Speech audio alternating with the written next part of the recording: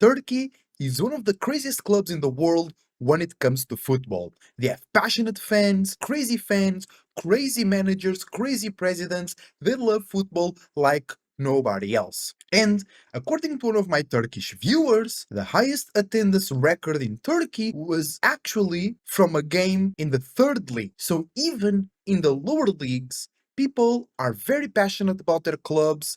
They're very passionate about football. But one club in Turkey, sailing in the top flight, is struggling without a league title for 11 years. Currently, Jose Mourinho is the one taking the ship to good port, and I'm talking about Fenerbahçe, one of the most well-known clubs from Turkey, but they are indeed struggling, and other clubs in Turkey have been winning the title. Galatasaray, Besiktas, even Trabzonspor, that outside of Turkey is not really seen as one of the big Turkish clubs. So here we are today to change that. We are going to say goodbye to Jose Mourinho. We are going to take control of the ship of Fenerbahce, and we are going to lead them into Turkish glory. The goal is to win a Turkish title finally, also doing well in Europe because Fenerbahce fans are also thirsty for some European silverware. Might be a long save, might be a long journey, but we're here for the long run. Thank you for watching. Let me know what you think in the comments down below. Catch me live as well on Twitch, YouTube, and Kick. Let's get started. First, let's do a realistic list of objectives that we must achieve before bringing Fenerbahce back to glory. Step number one, establish ourselves in the Turkish league with good signings.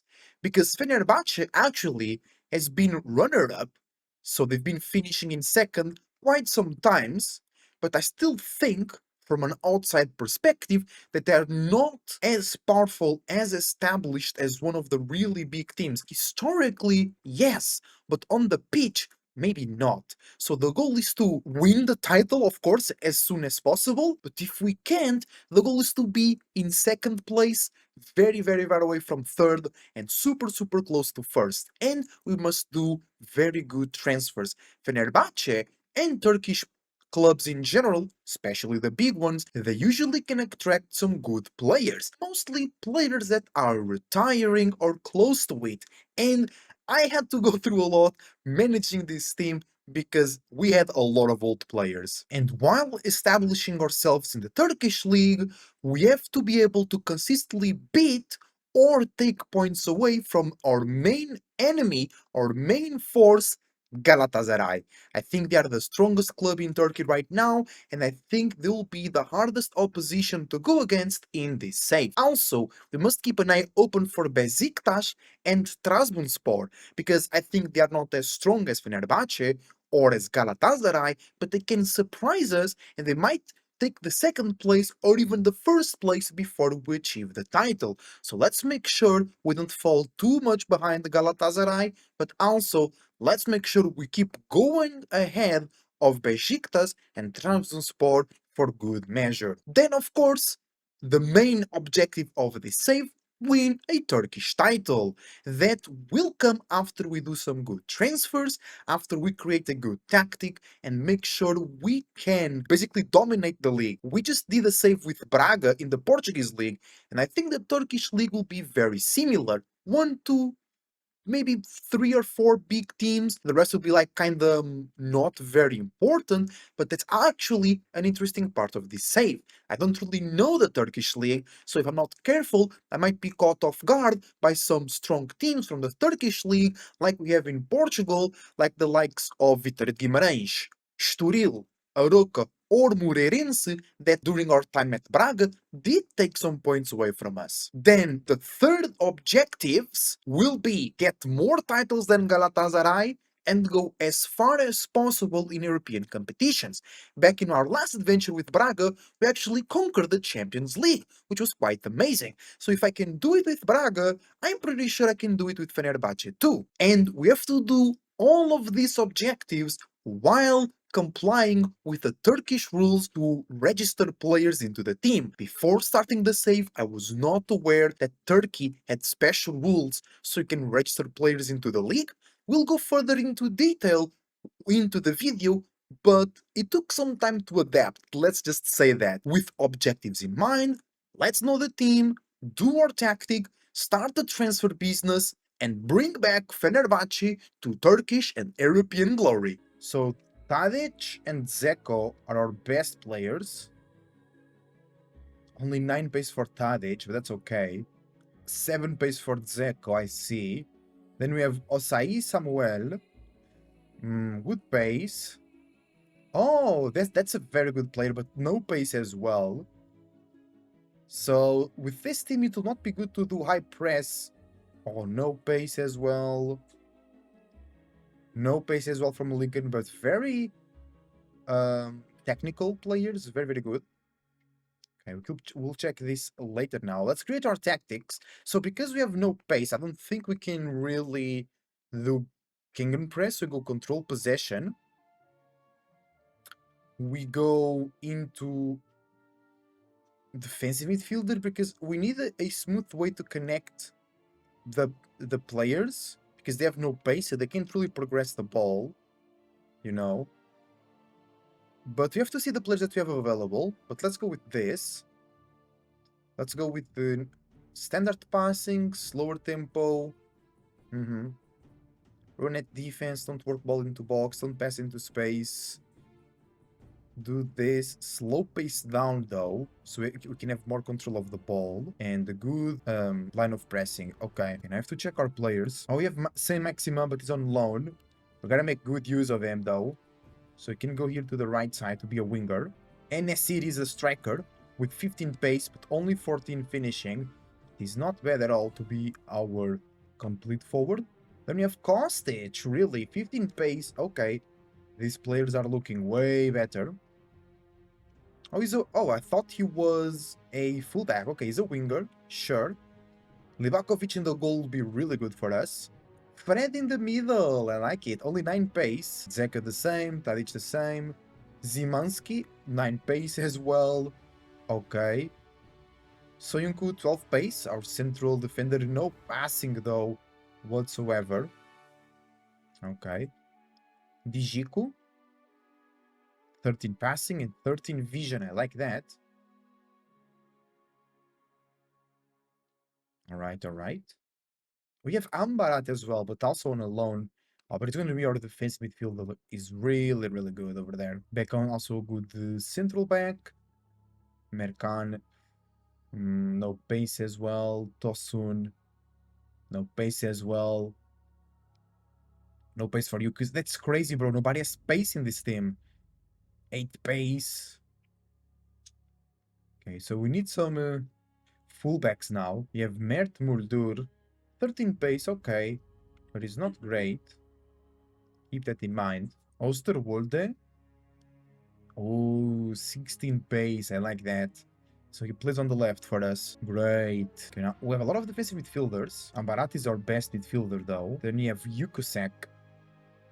No pace. Good tackling. Good passing. Good work rate. Yeah, I like Yukusek. Then it's between Elmas and Yandas. Yeah, it has to be Yandas. He's the more creative. Thoroughly good teamwork, though. But no pace whatsoever. Okay, that's our starting team. That's our starting team. I think we can play Tadic as well. If we need an offensive midfielder, he can totally play that. So we need to improve. We need to bring just more pacey players. So a new central back will be nice. We still have Fred, which is 4.5 stars. Great mental attributes, but no speed. No rules. Oh, we can't have more than 14 foreign players, 13 over the age of 35. How many foreign players do we have? Ooh, a lot. 16. So we're gonna sell some of our worst players. We are not allowed to have more than 14 foreign players. So I decided to start scouting and hiring young Turkish players, even if they don't have crazy potential. Having them around the squad will help us fill the regulation and we can use them for the league while we rest our foreign players or really, really good players who then play in Champions League, Europa League, whatever. But like 3-star potential, 3-star current ability will be more than enough to keep us in the way of success. So let's start looking for some Turkish young gems. Okay, also, let's check our scouts. Okay, this one is a bad scout here. Oh, we have a couple of, yeah, we have a lot of bad scouts actually. Okay, we have to fire some of these scouts. So we need 3 scouts and 1 chief scout. We have a bunch of them. Approach to sign. Chief scout, perfect. Transfer budget 1 million. Do we already did some transfers? Oh, they already brought a lot of transfers. Nasiri, Under, Zimanski, Fred, Beckham. Wow, okay. They brought a lot of people in. But they sold Arda Güler for Real for only 20 million. That's insane. And he also has no pace. What the hell is wrong with these players? No pace. I already know my team. I already know the type of transfers we need to do. And the tactic is already figured out. So the only thing left is to do the first match of the season. Actually, it will be 2 matches because it will be a fixture. After a free kick, Fred recovers the ball on the right side, makes the pass to Soyuncu, and Osterwolde in the box with a great finishing opens the scoreline for us. But Partizan Belgrade, now attacking through the right, makes the great cross and the great header. Livakovic had no chance. But then, from our own corner, Soyuncu up in the air does the second goal. And now Levin was building from the middle into Soyuncu, into Tadic, what a pass, and what a finish from the experienced midfielder. Our high press works really well, and Amrabat makes a pass to Fred. Fred to Cengiz Under, and what a shot from our Turkish right winger. Beautiful finish. Kostic was playing down the left. He makes a bad pass cleared by the defense of Partizan, but Osterwolde with a great press, Kostic with the cross, and the keeper lets the ball slip, and City does the 2-0. Then, still in the league path, qualification path for the league stage of the Champions League, that's a mouthful. We are now bound to play PSV Eindhoven from Netherlands. Let's get it. Fred won the ball in the middle. A good pass to Ismail. Kostic comes in and makes a great shot, and that's the 1-0. The 75th minute, Levin passes to Zimanski. Levin again. Tadic in the box. He comes in and makes a great shot to the top right corner. And in a moment of luck, after a good build up through the right, Mert comes in, makes a great pass, and there is an own goal for PSV Eindhoven. But to close the match on a corner, giving some hope for PSV, there is a goal, and we end the match 3-1. Back at Netherlands, there was only 1 goal scored here with an assist of Perisic. The young, lucky in the box makes the 1-0 and we go through. After defeating Partizan and PSV for the Champions League qualification, it's time to go home and play the first match of the Turkish League. Our adversary will be Samsunspor, and keep an eye open for them because in the future they will be holding many surprises. We start in a great way when after a left play, Mert Akan passes to Amari Samuel, and Zeko, with a great shot in the middle of the box, proves he still is worth it. At the 35th minute, Kaveci built through the right, made a good pass to the middle, and Mert Hakan, with a lucky shot, makes the 2-0 in the evening. And to finish the account, Osai Samuel drives the ball up the right wing, comes into the box, dribbles 1 player, and then a great left foot finish to end the celebrations. After a great win versus our rivals Trabzonspor, the next important fixture was versus Red Bull Salzburg to guarantee our qualification to the Champions League. The first match was at home, so I totally expect to win. And at 80th minute, Zeko got the penalty and he scored it, we're leading 1-0. At the 60th minute, from the corner, Konate will make the goal here for Red Bull Salzburg. And at the 77th, after another corner, Salzburg makes the 2-1. What lucky team!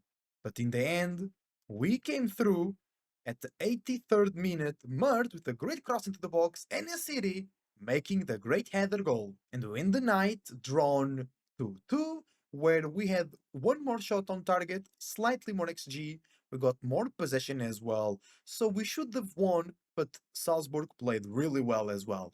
On the away match, we start with a penalty, and Tadic converts it. At the 14th minute, Zimanski loses the ball to Jayagard. He goes into the box, makes a good cross, and Konate with a great header scores the equalizer. Then they got the penalty, and Konate does not miss. And then Livakovic, building from the back, makes a bad pass. They win the ball up forwards, and Kshayagard, with a great strike, scores the goal that ends our hopes of going into the Champions League. We lose on a good fashion. Salzburg 5 more shots on goal, 3.46 xg, slightly less possession, but they still were superior using a very interesting tactic. We had no chance, so our mission now goes into the Europa League. It's really sad that we cannot participate in the Champions League, but going into the Europa League might not be that bad. We will still be able to make some money, and it will be easier for us to play those games and go further into the competition, bringing a slight reputation boost and helping our players develop because they're playing against better players. The next big match of the Turkish league was against title contenders Besiktas. We started amazing when we built up with patience and Osai Samuel makes a cross from the right and there is an own goal in our favor, 1-0. Then at the 77th minute, Zeki plays through the left, makes a great pass to the middle, and Zimanski with a power shot makes the 2-0. And when I thought it was all over after this goal, Maxi makes a great shot and Cengiz Undur gets the header after the deflection, but it was not all over on a counter-attack. Very bad clearance from Mert, and Semih makes the shot to make the 3-1. And out of nowhere, on the 90th minute, a great free kick from Masuaku makes the 3-2. And to make things worse, at the 93rd minute, Justin Fernandes passes to Rachika, which crosses into Ciro Immobile in the middle of the box to make the 3-3, and it was all drawn out in the end of the game. What a disappointment. They had a bit more XG, they had less shots on target, less possession, but they still got the draw. Shout out to Besiktas. Well, this scoreline is great because we scored 3 goals against one of our biggest rivals and title contenders, but then at the same time we conceded also 3 goals in a row very, very quickly. One of the goals was indeed from a free kick, so it wasn't really a defensive failure or them being better than us, so they were kind of lucky in that, but we need to be able to maintain those great results. Otherwise, it will be very difficult to be on the top of the Turkish game. Then down the road, after a great number of wins, a weird loss after we have seen a red card for Filip Kostic, we were playing really well, a draw to Saykur Rizaspor, and then the 4-0 defeat versus Galatasaray. Goals from Victor Osimhen, the hat-trick, and the goal for Baris Alper Yilmaz dictated the heaviest defeat of the season versus one of the most important rivals in Turkey. Guys, losing 4-0 to Galatasaray is too much. What the hell happened in that game? I can't believe it. Galatasaray are not being that strong in the save so far, but we went to that place and you were destroyed, completely eliminated. I don't understand what went on in here. I'm still trying to understand what happened in this game. I think it was the worst game so far, and for your information, in my live on Twitch, YouTube, and Kick, we are already halfway through the second season. So in 1.5 seasons, this was the most unexplainable match. Like some certain games we lose because we FM'd, sometimes we can't score goals, sometimes we are completely obliterated, but there is a reason. I understand what happened. In this game, I have no idea. We just conceded 4 goals out of nowhere and we lost. Damn! Losing to Galatasaray, we sat in second with 33 points. The problem is, Besiktas is already ahead by 3 points and they still have one match to play. So if they win, they'll be 6 points ahead of us and they don't seem like they're gonna stop.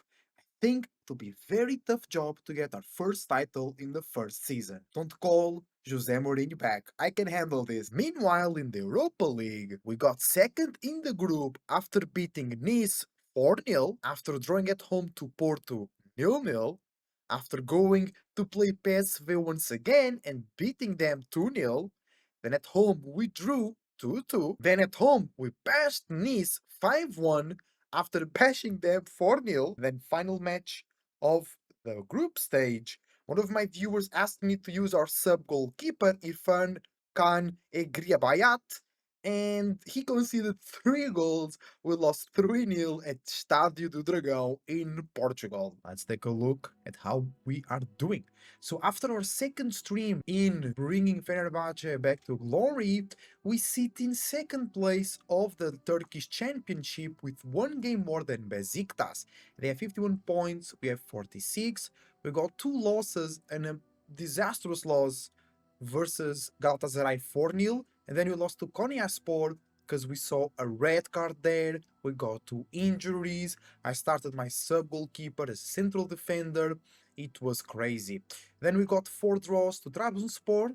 They got like 3 shots on target and scored in the 93rd minute from the corner. Rizespor and Kasim Pasa was because we simulated the games, and against Besiktas we were winning 3-0, and then we allowed them to come back and score 3-3. Then in the Champions League, we got eliminated really early on. Then we went to the Europa League, where we got second in our group after losing the last match to Porto, and now we're going to play Girona for the Europa League. In the Turkish Cup, we won a very easy match, and we're still in there. We made some transfers in the winter. We brought Mustafa, that scored 2 goals in the game that we just finished. Yasin Oskan played really well as left back today. Memba is injured. Frendrup is big magical for us, and Dani Lorenzo, very creative. I'm really enjoying that. And we end up selling as well Lincoln to Corinthians because we could just not register him, and he's another player with no pace. So at the end of today's stream, let's take a look at who are our best players so far. Mustafa, of course, in 1 game got 2 goals, so he has a lot of average rating, but it's still any city that not only was injured for 3 months, he's now playing for his international team in the Africa Cup of Nations, so he's missing even more games. So he only made 15 games and 8 coming from the bench, but he scored 7 goals and made 2 assists. Then our right back, Osai Samuel, which was also injured, and now we cannot register him, played 17 games, 1 goal and 3 assists, very good average rating. Osterwolde, one of our best players, I'm really enjoying him. 7.12 average rating in 28 games, 1 goal, 6 assists. Kostic is being very magical. He's played 24 games, 6 goals, 5 assists, doing really, really well. Dzeko with 14 goals and 1 assist in 25 games, so 15 goal contributions in 20 starts is pretty okay for 38-year-old Dzeko. Shout out to him. Maxima spreading magic on the field. He's 5 goals, 12 assists in 28 games, 24 startings. He had 7.06 average rating. Zimanski, 5 goals, 2 assists, 7.02. Yukusek, one of my favorite players of the team, actually. I only wish he had a bit more pace because he's really good.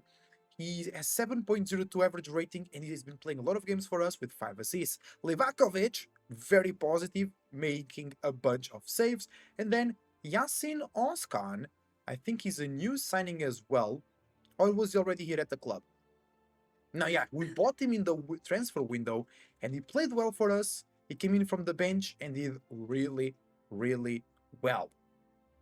In terms of goals, Dzeko and Tadic leading. Dzeko with 14 goals, Tadic with 9 goals, but I can't register him because we have too many foreign players. And then Under and NSC with 7 goals, Kostic with 6, Zimanski with 5, Maxima with 5, Rabat with 3, Fred with 3, Mustafa with 2, Soyuncu with 2, Merkan, Tosun, Yukusek, Zelik, Yandas, Osterwolde, and Samuel with 1. And when it comes to assists, Maxima with 12 assists, Fred with 7, Osterwolde with 6, Yukusek with 5, Kostic with 5, Samuel with 3, Zimanski with 2, and a lot of players with 2 assists as well. And this is our schedule, so you can take a look since the season started, how we have been doing. If you're watching this on YouTube, you can pause the video to check how well we are doing.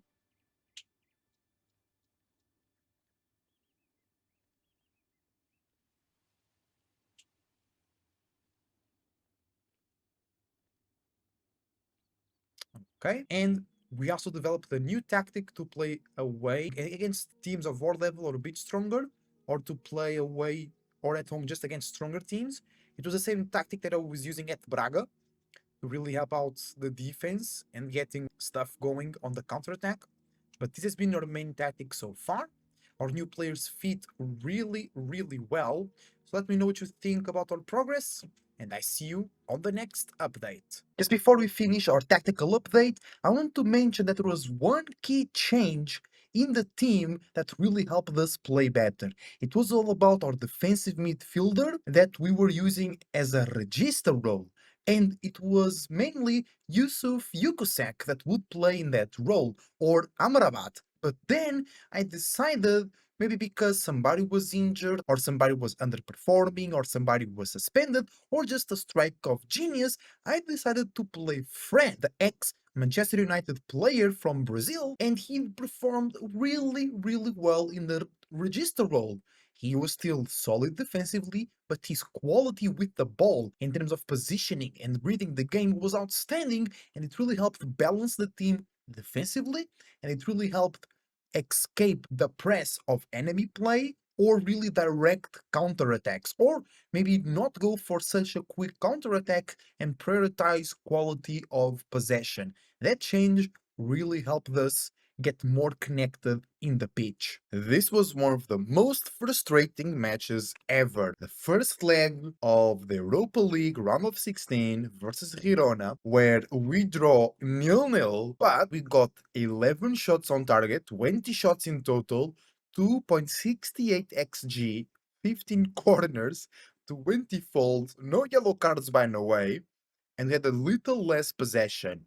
Girona had two shots the entire game, they had 0.05 xg, and they weren't able to score a single goal.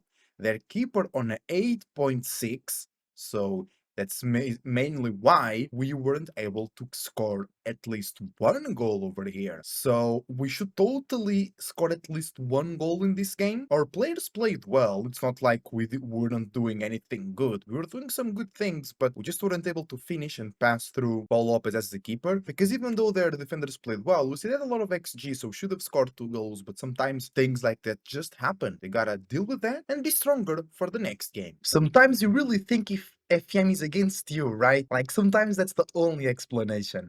Speaking about next game, we actually start conceding versus Girona. Great shot from Daily Blind, and this was super annoying. Second shot came for us though. Senges to Amrabat. Great shot, gets deflected, but we are there with Senges making the equalizer. Then Girona came in again through the left, made a good cross into the box, and a simple header makes the 2-1. Next, it was us. Great press. Dzeko comes forward, great progression, pass to Dzeko, and that's the goal. 2-2. And we are already on extra time. Then from a corner, and we already have seen the red card over here, they get the 3-2. But this was not over. Dzeko to Amrabat.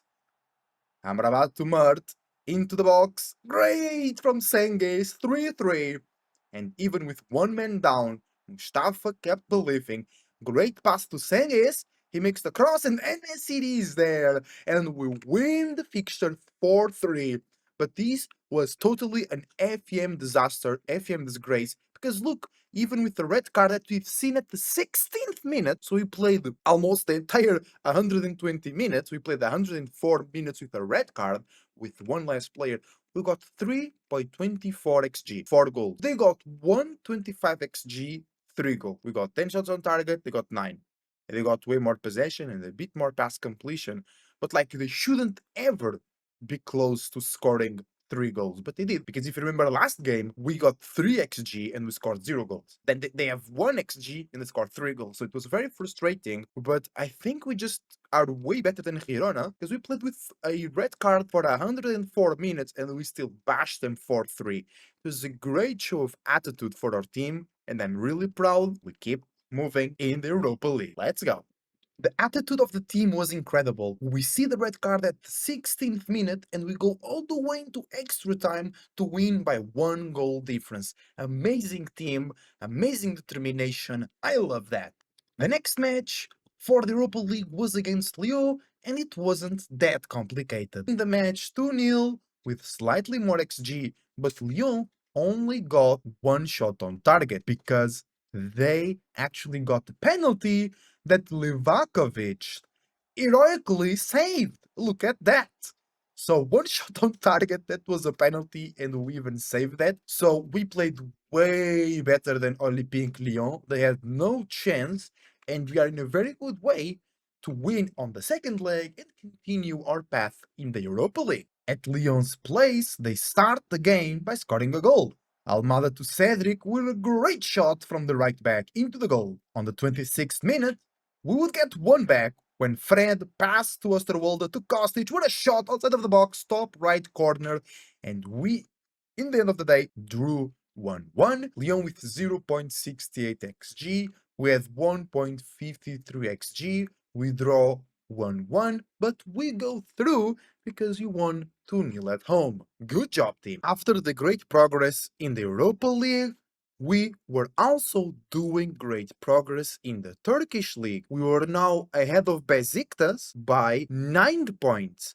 They still had one game to play, so they can reduce the distance to 6 points, but we were able to take them over. Earlier in the season, it looked like Besiktas wouldn't lose many points. They had 2 losses in a row where we were able to capitalize and get in front of them. Now, just need to keep winning until we reach the end of the season to claim our first title. After a great run in the Turkish League and the Europa League, including a 2-1 victory away to Besiktas, we kinda fell over.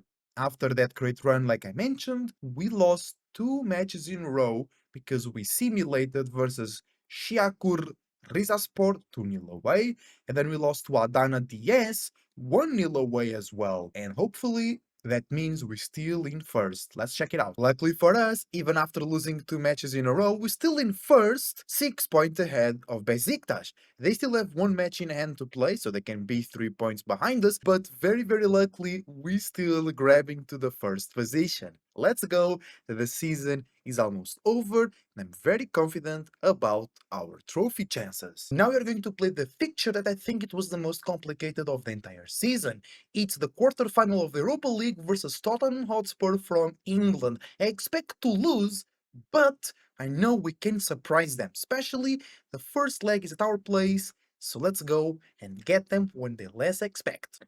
And from a free kick, the ball hits the bar and Pedro Porro scores the first goal. Then we come back really quickly, great pass to Mustafa, and he makes a great assist to Enesiri. That's the 1-1. Then at the 71st minute, through the left, we defend well, but luckily for Tottenham, they got another second post the header and they scored the goal. And then they got the penalty and Livakovic guessed the side but wasn't able to stop it.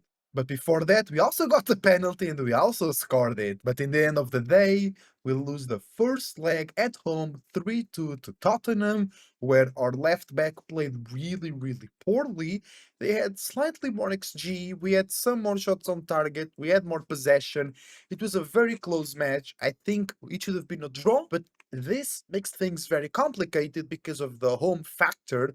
It's going to be very hard for us to actually win away at Tottenham. And the only goal of the second leg came through on the 47th minute with Florentin Luis scoring the goal for Tottenham, that meaning that we got eliminated from the Europa League 4-2 on aggregate versus Tottenham. And in the match away at White Hart Lane, we were completely destroyed. They got 30 shots, 16 on target. They were kind of bad though, only 2.65 xg on 16 shots. I mean, come on. But like, we got 0 shots on target, so shut up, right? We couldn't do anything. They played so much better. Everybody, Kulusevski as a defensive midfielder, shadow striker maybe. I don't know, but the only good players that we had were Livakovic and Saint Maxima. It was a disaster. I did expect to lose to Tottenham, especially after the 3-2 loss at home.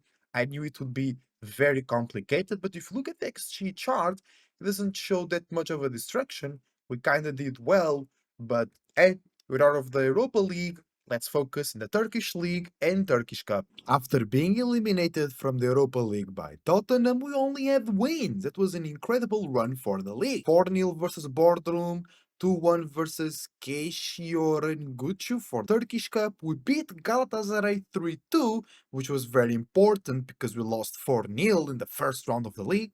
Then we beat Gaziantep 1-0 away.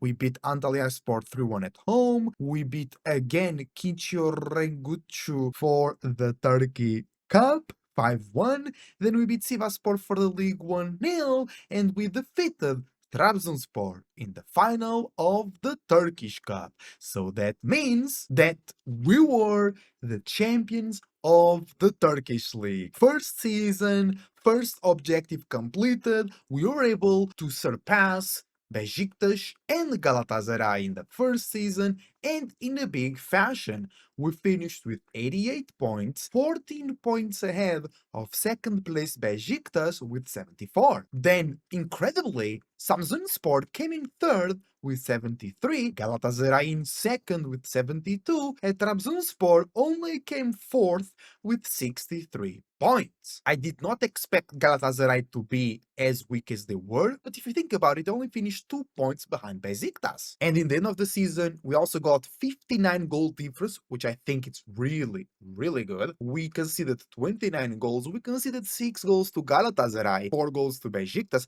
and we conceded 4 goals to Çaykur Rizespor. What the hell? And out of the 88 goals that we scored 8 against Boardroom, 8 against Atayaspor, and 7 versus Alanyaspor. They are our favorite victims. And even though we won the championship, we lost 4 games, all away. Talk about the away factor, right? We lost to Adana DS, to Çaykur Rizespor, to Galatasaray, and to Konyaspor. Galatasaray being the worst loss, 4-0. That was hard. That was hard to watch. Then we drew 4 games against Trabzonspor, away against Çaykur Rizespor 2-2, 3-3 versus Besiktas, and 0-0 versus Kasimpasa. And we won 28 games, giving us all the points necessary to be well and above the second place Besiktas. We also won the Turkish Cup, and it was a good run. We defeated Sivasspor 2-0 at home. We beat Akaragümrük 7-0 away.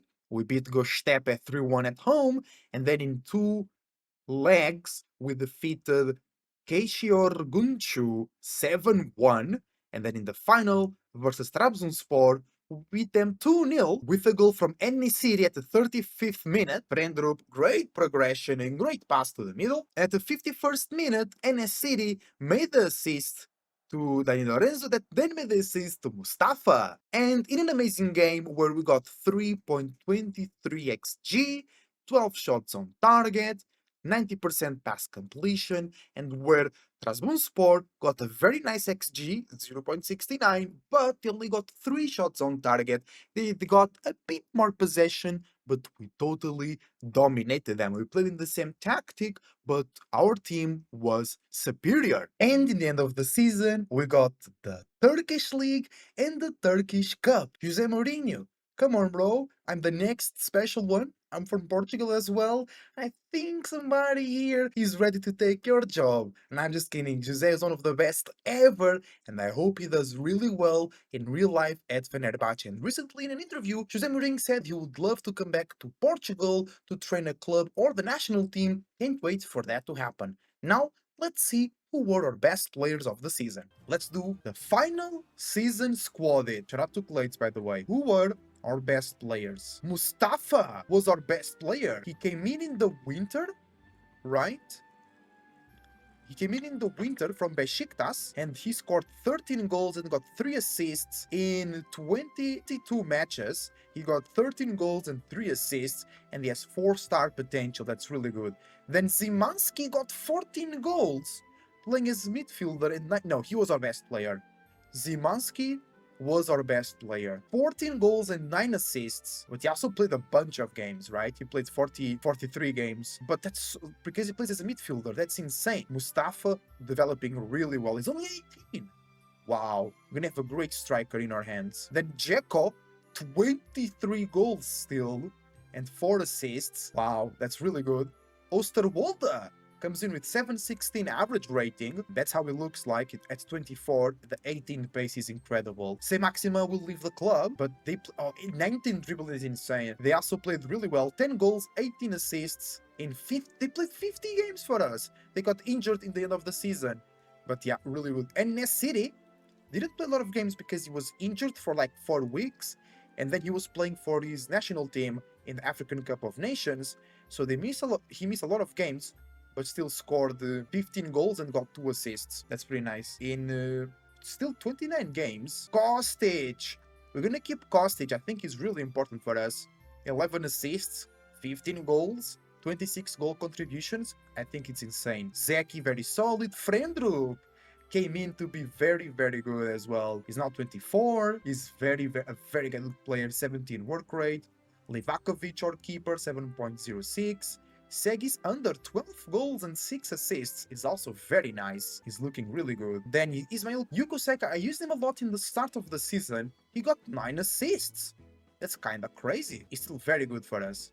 The new left back, the 19-year-old left back, recommended by chat, by the way, played a good amount of games, 7.03, 2 assists. Dani Lorenzo, I have very high hopes for this kid. He's been playing really well for us. Didn't develop a lot, needs to play a bit more. Yeah, he didn't play a lot of games, to be honest, but when he played, he did well. Okay, who scored the most goals? Dzeko with 23, Enesiri, Kostic, Zimanski, Hekimiglu, Under, and Maxima all over 10 goals. Zimanski with 14 is insane, I believe.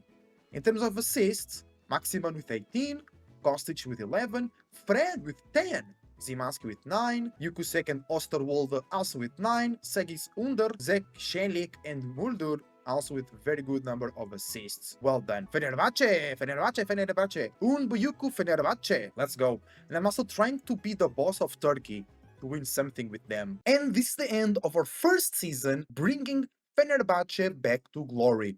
Thank you very much for watching. This was a more detailed video. The next video will be a bigger summary of the rest of the save. Now the goal is to get more titles than Galatasaray, so 4 more titles of the Turkish league, and to go as far as possible in the Champions League. The next video will be all the rest of the seasons compiled with the highlights and our best players. I hope you enjoyed this video. I hope you are enjoying our Turkish adventure, and if you did, leave a like and subscribe.